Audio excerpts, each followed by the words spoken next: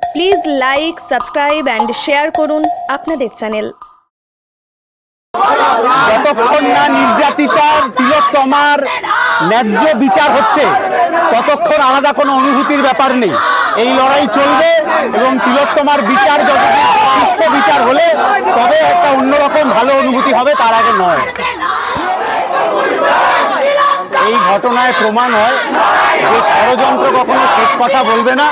সাধারণ মানুষের লড়াই, গণ আন্দোলন শেষ কথা বলবে। তিলোত্তমার নির্যাতন এবং খুনের যে ঘটনা, সেই ঘটনার বিচার না হওয়া পর্যন্ত লড়াই চলবে। যে ষড়যন্ত্র কখনো শেষ কথা বলবে না, সাধারণ মানুষ কথা বলবে। এই যা ষড়যন্ত্র এখানে হয়েছে, তার থেকে অনেক বড় ষড়যন্ত্র তিলোত্তমার নির্যাতন এবং মৃত্যুর ঘটনার ক্ষেত্রে হয়েছে। সেই নির্যাতনের বিচার না পাওয়া অবধি লড়াই চলবে। পুলিশ এই ধরনের কাজ কেন করেছে সেটা আমি বলতে পারবো না, তবে যত ষড়যন্ত্র পুলিশ এই সময়ের মধ্যে করেছে, তথ্য প্রমাণ লুটের চেষ্টা করেছে, সেই তথ্য প্রমাণ লুটের চেষ্টার বিরুদ্ধে আমাদের সাধারণ মানুষের লড়াই চলবে।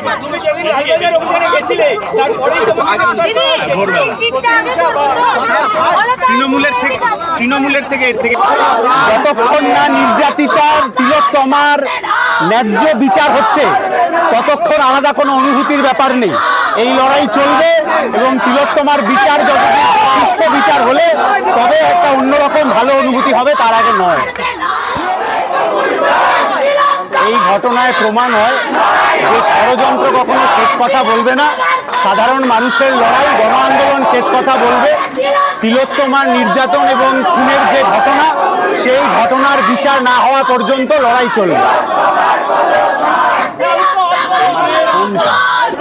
যে ষড়যন্ত্র কখনো শেষ কথা বলবে না, সাধারণ মানুষ কথা বলবে।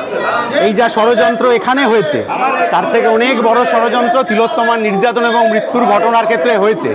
সেই নির্যাতনের বিচার না পাওয়া অবধি লড়াই চলবে। পুলিশ এই ধরনের কাজ কেন করেছে সেটা আমি বলতে পারবো না, তবে যত ষড়যন্ত্র পুলিশ এই সময়ের মধ্যে করেছে, তথ্য প্রমাণ লুটের চেষ্টা করেছে, সেই তথ্য প্রমাণ লুটের চেষ্টার বিরুদ্ধে আমাদের সাধারণ মানুষের লড়াই চলবে।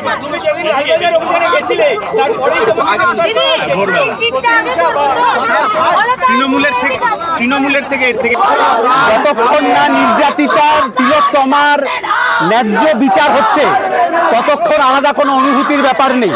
এই লড়াই চলবে এবং তিলোত্তমার বিচার যতদিন সুষ্ঠু বিচার হলে তবে একটা অন্যরকম ভালো অনুভূতি হবে, তার আগে নয়। এই ঘটনায় প্রমাণ হয় যে ষড়যন্ত্র কখনো শেষ কথা বলবে না। সাধারণ মানুষের লড়াই, গণ আন্দোলন শেষ কথা বলবে। তিলোত্তমার নির্যাতন এবং খুনের যে ঘটনা, সেই ঘটনার বিচার না হওয়া পর্যন্ত লড়াই চলবে।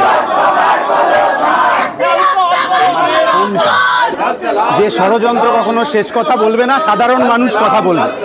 এই যা ষড়যন্ত্র এখানে হয়েছে, তার থেকে অনেক বড় ষড়যন্ত্র তিলোত্তমার নির্যাতন এবং মৃত্যুর ঘটনার ক্ষেত্রে হয়েছে। সেই নির্যাতনের বিচার না পাওয়া অবধি লড়াই চলবে। পুলিশ এই ধরনের কাজ কেন করেছে সেটা আমি বলতে পারবো না, তবে যত ষড়যন্ত্র পুলিশ এই সময়ের মধ্যে করেছে, তথ্য প্রমাণ লুটের চেষ্টা করেছে, সেই তথ্য প্রমাণ লুটের চেষ্টার বিরুদ্ধে আমাদের সাধারণ মানুষের লড়াই চলবে।